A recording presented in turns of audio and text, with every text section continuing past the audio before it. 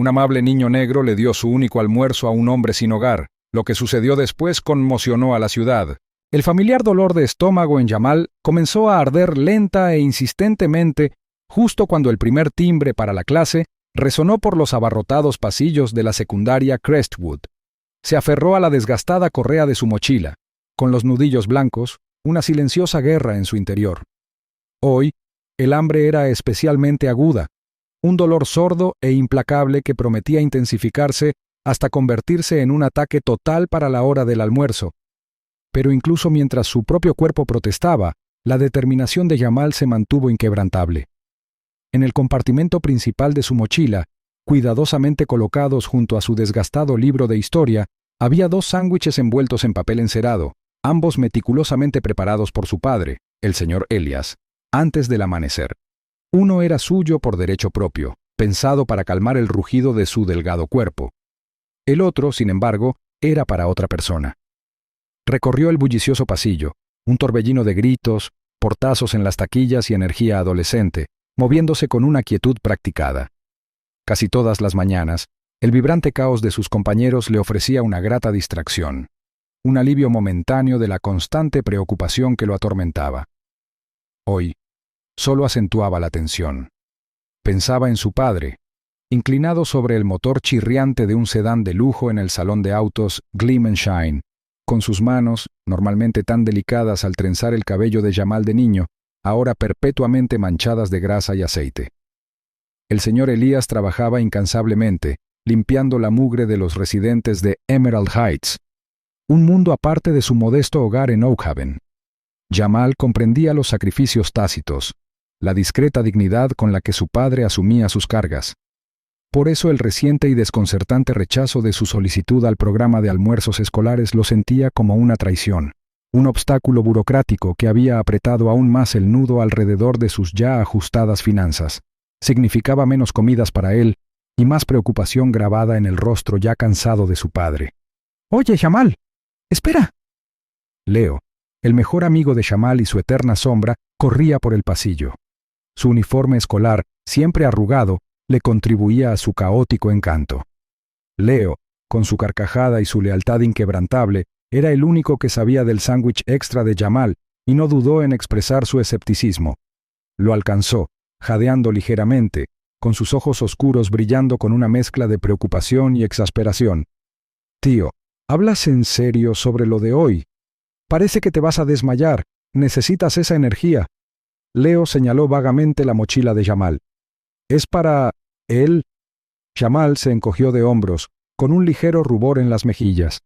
Evitó la mirada directa de Leo, concentrándose en la pintura desconchada de las puertas de las taquillas. «Por si acaso, ya sabes», murmuró, una frase familiar y evasiva, un escudo desgastado contra las preguntas bien intencionadas pero persistentes de Leo. Sabía que Leo no entendía, no podía comprender la profundidad del impulso que lo impulsaba. ¿Cómo podía explicar la atracción invisible, el pacto silencioso que sentía con el anciano sentado junto al puente de Willow Creek? Ese hombre era Silas. Una figura demacrada y anciana, formaba parte de la antigua piedra del puente y de las nudosas raíces de sauce, tanto como el musgo que crecía sobre ellas.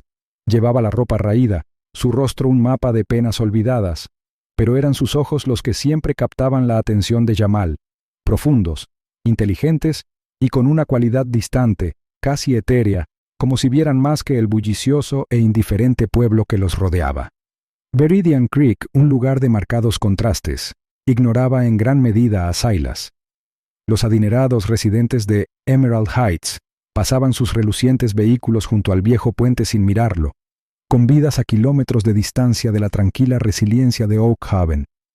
Solo veían a un hombre sin hogar, si es que lo veían, pero Jamal lo veía.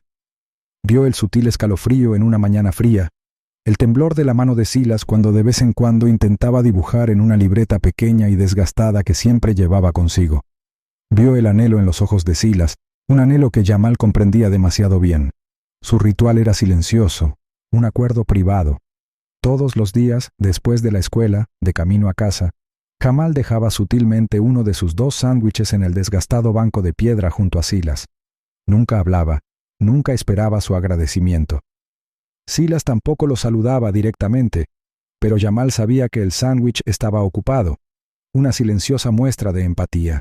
Era una ofrenda, un pequeño acto de desafío ante las duras realidades que los acosaban, un silencioso reconocimiento de la humanidad compartida en un mundo que a menudo se sentía frío e indiferente. Era un secreto, importante y preciado, que Jamal llevaba consigo, un discreto acto de bondad que trascendía las palabras. Sabía que Silas lo necesitaba.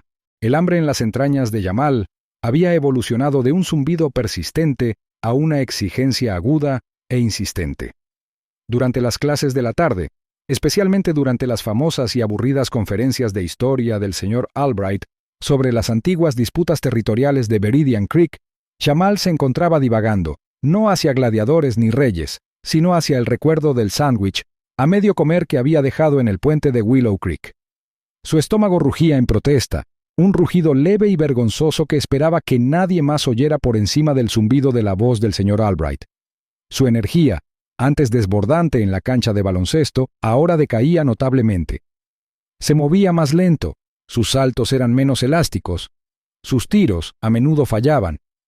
El entrenador Miller, un hombre corpulento de voz potente y buen corazón, notó el cambio. «¿Todo bien, Jamal? Pareces un poco agotado», preguntaba, frunciendo el ceño con preocupación mientras Jamal luchaba por seguir el ritmo durante los entrenamientos. Jamal simplemente asentía, ofreciendo una vaga excusa sobre un montón de tarea o un estirón repentino, sin querer agobiar al entrenador Miller, ni más importante aún, a su padre, con la verdad. La idea de aumentar las preocupaciones del señor Elías, ya agobiantes por las largas horas en el spa de autos Gleam and Shine, era insoportable. Leo, sin embargo, no se apaciguaba fácilmente. Observaba a Jamal con creciente preocupación. Su habitual energía bulliciosa se veía atenuada por la creciente palidez de su amigo. Durante el almuerzo, mientras Jamal desenvolvía meticulosamente su único sándwich, más pequeño, Leo empujó su propio burrito a medio comer por encima de la mesa. «En serio, Jamal, te ves más delgado», insistió en voz baja, recorriendo la cafetería con la mirada para asegurarse de que nadie más lo escuchara. «Necesitas esa comida más que nadie. ¿Por qué sigues haciéndolo?» Su voz contenía una mezcla de genuina preocupación y frustración. Jamal simplemente negó con la cabeza, con convicción inquebrantable. «Silas lo necesita más, Leo», murmuró, con la mirada perdida, fija en un punto invisible tras la pared de la cafetería. No podía expresar con palabras el sentimiento, pero era una convicción profunda e inquebrantable de que el hambre de Silas era de alguna manera mayor, más profunda que la suya. Para compensar su menguante provisión personal, Jamal empezó a racionar su escasa porción aún más rigurosamente. Partía trocitos de su sándwich, saboreando cada bocado, intentando convencer a su cuerpo de sentirse saciado. Después de la escuela, en lugar de ir directo a casa, empezó a hacer trabajos esporádicos. El señor Henderson, el brusco pero justo dueño del comestible de la esquina, a veces le dejaba barrer los pasillos o apilar latas por unas monedas extra. La paga era mínima, apenas alcanzaba para una manzana o una bolsita de galletas, pero era suficiente para complementar su menguante provisión, suficiente para asegurar que Silas siguiera recibiendo su ración diaria. Jamal lo veía como un intercambio estratégico, un discreto acto de planificación financiera para apoyar la misión que había elegido. Mientras tanto, sin que Jamal lo supiera, todo el pueblo de Meridian Creek bullía con un anhelo distinto, una ansia de respuestas sobre una serie de robos audaces de obras de arte de gran valor que asolaban las residencias de élite de Emerald Heights. El periódico Meridian Chronicle publicaba titulares diarios, especulando descaradamente sobre ladrones expertos y robos elaborados. Cada mañana el señor Elías meneaba la cabeza mientras tomaba café, murmurando sobre estos descarados criminales, mientras los clientes de Gleam and Shine cotilleaban sobre la desaparición de pinturas y esculturas invaluables. Nadie, absolutamente nadie en este pueblo, profundamente dividido por la riqueza y las circunstancias, relacionaba estos crímenes sensacionales con la figura silenciosa y modesta que dibujaba con atención en un desgastado cuaderno de cuero junto al puente de Willow Creek. Silas, el indigente, era visto a menudo con su carboncillo, Sus dedos largos y artísticos plasmaban meticulosamente los intrincados patrones de la antigua mampostería del puente o las nudosas raíces del antiguo sauce que se sumergía en el lento arroyo. A veces, dibujaba las nubes pasajeras o los rostros estoicos de los pocos pájaros que se atrevían a posarse cerca de él. Sus esfuerzos artísticos, cuando siquiera se notaban, eran descartados como las excentricidades inofensivas de un vagabundo, un detalle que aportaba una cruda ironía dramática a los acontecimientos que se desarrollaban. El pueblo buscaba a un ladrón fantasma de arte invaluable, mientras un artista genuino, aunque poco convencional, se sentaba ante sus narices observando, dibujando y planeando en silencio. Una fresca tarde de otoño, mientras la luz dorada del sol poniente se filtraba entre las ramas de sauce, Jamal llegó al puente. Su estómago protestó con especial fuerza, pero lo reprimió, con la mirada fija en Silas. Metió la mano en su mochila, sacó el sándwich cuidadosamente envuelto y, como era su silenciosa costumbre, lo depositó con cuidado en el desgastado banco de piedra junto al anciano. Esta vez, sin embargo, algo era diferente. Silas, con la mirada fija en Jamal por un fugaz e intenso instante, asintió con la cabeza, un gesto inusual, casi imperceptible. Luego, con un movimiento lento y deliberado, extendió la mano. En su palma reposaba un pequeño pájaro de papel, intrincadamente doblado, cuyos delicados pliegues sugerían horas de trabajo meticuloso. El papel se sentía sorprendentemente resistente, casi como pergamino. Jamal dudó una fracción de segundo, luego extendió la mano y lo aceptó cortésmente. Guardó el pájaro de papel en el bolsillo delantero de su mochila, junto a una tarea arrugada, completamente inconsciente de que ese gesto aparentemente simple era una pieza sutil de un rompecabezas mucho más grande y complejo. Una preparación silenciosa para una revelación que pronto conmocionaría al pueblo. El penetrante aullido de las sirenas rasgó la tranquilidad vespertina de Veridian Creek, un sonido mucho más urgente y numeroso de lo que Jamal jamás había oído. Era un coro lúgubre y creciente que señalaba una profunda perturbación en el ritmo habitualmente predecible del pueblo.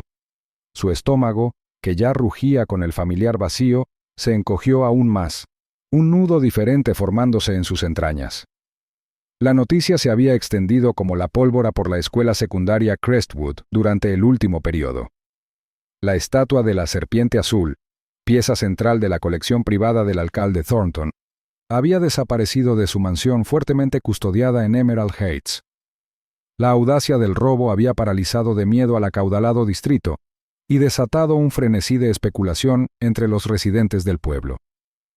Mientras Jamal caminaba a casa, mientras el sol poniente proyectaba las sombras largas y esqueléticas del puente de Willow Creek sobre las ondulantes aguas, las sirenas se hicieron más fuertes, convergiendo con una intensidad alarmante.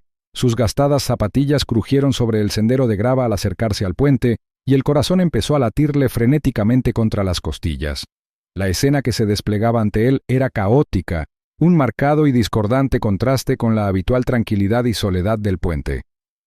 Varias patrullas, con la insignia de la División de Aplicación de la Ley de Veridian, estaban aparcadas desordenadamente, con sus intermitentes luces azules y rojas pintando la piedra antigua y las nudosas ramas de sauce en una danza grotesca y palpitante. Agentes uniformados, con rostros sombríos y decididos, invadían la zona, con voces agudas y urgentes. Entonces, Jamal lo vio. Silas. El hombre demacrado y anciano, cuya habitual quietud silenciosa había sido reemplazada por una rigidez tensa, estaba rodeado de agentes. Su desgastado cuaderno encuadernado en cuero, compañero constante que Jamal le había visto dibujar innumerables veces, estaba firmemente aferrado en la mano de un oficial corpulento, con las páginas abiertas, revelando intrincados dibujos al carboncillo que parecían fuera de lugar en medio del caos.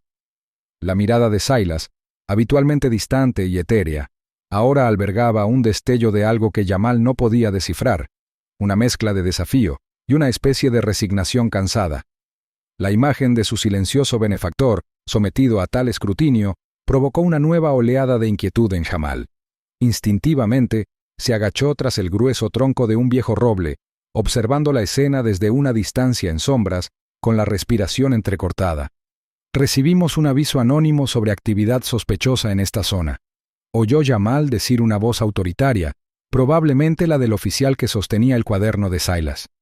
Y he aquí, ¿qué encontramos? Un compartimento oculto, bajo un puente público. Los ojos de Jamal se abrieron de par en par. ¿Un compartimento oculto?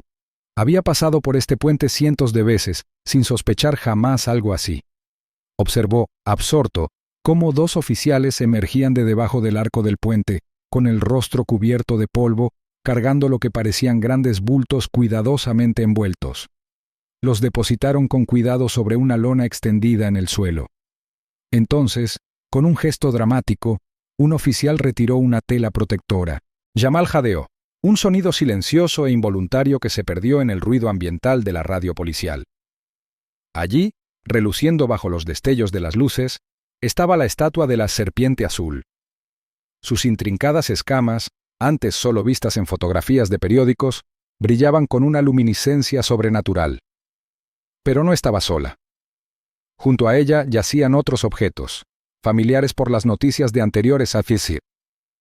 Un reloj de bolsillo de incalculable valor con diamantes incrustados, un raro manuscrito iluminado, todos perfectamente conservados, relucientes, como si nunca hubieran salido de sus jaulas doradas. El primer golpe de efecto, agudo e inesperado, rompió la narrativa convencional. Silas no era simplemente un hombre sin hogar, era un artista solitario y brillante, y un maestro falsificador. Los agentes, convencidos inicialmente de haber detenido a un ladrón común, pronto descubrieron un estudio de arte improvisado y meticulosamente organizado bajo el puente, un mundo oculto de pinceles, lienzos y pigmentos.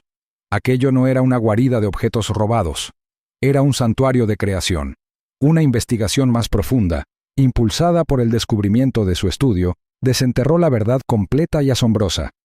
Los robos de Silas no buscaban lucro, sino intercambios meticulosamente ejecutados. No había robado los originales, simplemente los había reemplazado con sus propias réplicas impecables, elaboradas con tal precisión, que incluso los expertos en arte más experimentados habían sido engañados. Esta gran protesta, poco convencional, contra la exclusividad del mundo del arte, nació de una profunda creencia de que el arte verdadero debía ser accesible para todos, no acaparado por unos pocos privilegiados en sus mansiones privadas. Su verdadero objetivo, explicado en un manifiesto detallado y apasionado que se encontraba cuidadosamente guardado en su desgastada libreta, era financiar y establecer una galería de arte pública en Oak Haven, un lugar donde el arte pudiera inspirar y elevar a la comunidad que tan a menudo había sido ignorada. La dramática ironía era palpable, densa en el aire como el polvo removido por la actividad policial. El pueblo, que tan fácilmente había descartado e ignorado a Silas como un vagabundo, ahora lidiaba con la impactante revelación de su genio, sus motivos radicales y la profunda indiferencia de su indiferencia colectiva. Y entonces, otra pieza encajó para Jamal, un recuerdo que emergió de los rincones más recónditos de su mente. El pequeño pájaro de papel intrincadamente plegado que Silas le había regalado. Lo había guardado en su mochila y lo había olvidado, una simple baratija. Ahora, un oficial, sosteniendo un duplicado del pájaro de papel, explicó su significado a sus desconcertados colegas. Era un mapa en miniatura codificado. Sus intrincados pliegues, descifrados por un equipo forense, ocultaban indicaciones precisas para llegar al estudio oculto de Silas, y dentro de sus delicados pliegues, una clave simbólica para comprender su gran rebelión artística. El arresto de Silas, que en su día fue un titular impactante, desató un debate en toda la ciudad que recorrió Veridian Creek como un reguero de pólvora. Su historia, una vez revelada, cautivó a todos, convirtiéndose en el único tema de conversación en el Corner Grocer y motivo de acaloradas discusiones en Gleam and Shine. La opinión pública se dividió profundamente. Algunos, en particular los de Emerald Heights, lo denunciaron como un delincuente descarado, un artista rebelde que había violado los derechos sagrados de propiedad. «Es un ladrón, simple y llanamente», declaró el alcalde Thornton en las noticias locales, con el rostro enrojecido por la indignación y la voz resonando por encima de la estática. Pero un grupo igualmente vocal y sorprendentemente apasionado lo aclamó como un visionario, un Robin Hood moderno del mundo del arte que se atrevió a desafiar a la élite. Rumores de arte para el pueblo circularon por Oak Haven, dando voz a quienes durante mucho tiempo se habían sentido marginados. Inmediatamente se desató una compleja batalla legal. un espectáculo que dominó las noticias locales durante semanas. Para sorpresa general, un consorcio de benefactores anónimos, compuesto por varios artistas, filántropos e incluso algunos coleccionistas de lugares lejanos sorprendentemente comprensivos, surgió para financiar la defensa de Silas. Se identificaron profundamente con la filosofía de Silas sobre la accesibilidad al arte, reconociendo la profunda declaración detrás de sus métodos poco convencionales. El juzgado de Veridian, habitualmente un edificio tranquilo y polvoriento, bullía de periodistas y curiosos, ansiosos por presenciar el juicio del anarquista del arte. Durante la intensa y a menudo sensacionalista investigación, surgió una revelación aún más profunda, un giro final e inesperado que conectó el gran plan de Silas directamente con Jamal. El detective Reynolds, investigador principal de la División de Aplicación de la Ley de Veridian, un hombre meticuloso y con ojo para los detalles, citó a Jamal y al señor Elias a la comisaría. Los sentó en una sala de interrogatorios estéril, con la mirada fija en Jamal. «Silas te ha estado observando, Jamal», declaró con voz desprovista de emoción. «Durante meses». Jamal abrió los ojos de par en par y un escalofrío le recorrió la espalda. El detective continuó, revelando que Silas se había sentido profundamente conmovido por los constantes y desinteresados actos de bondad del chico, su silenciosa generosidad al compartir su escaso almuerzo día tras día. Había visto la lucha en los ojos de Jamal, el sacrificio silencioso. Silas había estado dejando sutilmente pistas y pequeños regalos para Jamal, no solo el pájaro de papel, sino también otros objetos aparentemente inofensivos, una piedra de río perfectamente lisa, un trozo de madera flotante de forma curiosa. Todos colocados en el camino habitual de Jamal, poniendo a prueba el carácter del chico y observando su silenciosa resiliencia. Fue una conversación silenciosa y profunda, una prueba de espíritu. El detective colocó entonces una bolsa transparente para prueba sobre la mesa. Dentro estaba el pájaro de papel meticulosamente doblado que Jamal le había dado. «Esto», explicó, «es más que un simple mapa». Con la facilidad de la práctica desdobló el delicado papel, revelando no solo las intrincadas instrucciones para llegar al estudio oculto de Silas, sino una capa de microimpresión, un mensaje oculto y codificado. Era un testamento meticulosamente redactado, presenciado y notariado años atrás bajo una identidad diferente a la de Silas, antes de que decidiera vivir en la clandestinidad. Para total asombro de Jamal y del señor Elias, que permanecían atónitos a su lado, el testamento establecía que Silas, quien había acumulado una fortuna sorprendentemente sustancial, legítimamente ganada gracias a anteriores ventas y encargos de arte éticos, le había legado una parte significativa de su patrimonio. Los fondos se destinaron específicamente a la educación de Jamal, asegurando un futuro libre de las cargas financieras que habían ensombrecido su juventud, y para contribuir directamente al ambicioso proyecto artístico Oak Haven, el sueño que Silas había esbozado con tanta pasión en su manifiesto. La noticia fue abrumadora.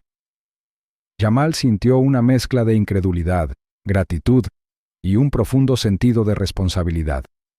Era un peso, pero uno bueno, una validación de cada día de hambre y de cada sándwich compartido. Silas, debido a las circunstancias únicas de su caso, la indignación pública, la naturaleza de sus delitos como declaraciones artísticas en lugar de robos maliciosos, y el abrumador apoyo a su visión artística, recibió una sentencia notablemente indulgente.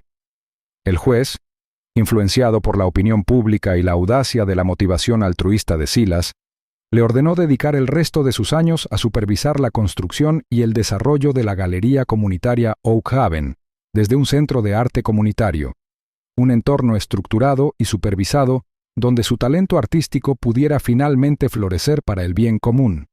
Se fundó oficialmente el Colectivo de Arte Silas, una fundación dedicada a fomentar la accesibilidad al arte y apoyar a jóvenes artistas emergentes de comunidades marginadas, un legado vivo de la visión de Silas. Jamal, inicialmente abrumado por el repentino giro de los acontecimientos, aceptó su nuevo rol con serena determinación. Continuó su educación con renovado vigor, sin preocupaciones económicas, y ahora con la mente libre para absorber conocimiento. Se convirtió en un participante activo del colectivo de arte Silas, asistiendo a reuniones, aportando ideas e incluso ayudando a organizar programas de divulgación para los jóvenes de Oak Haven.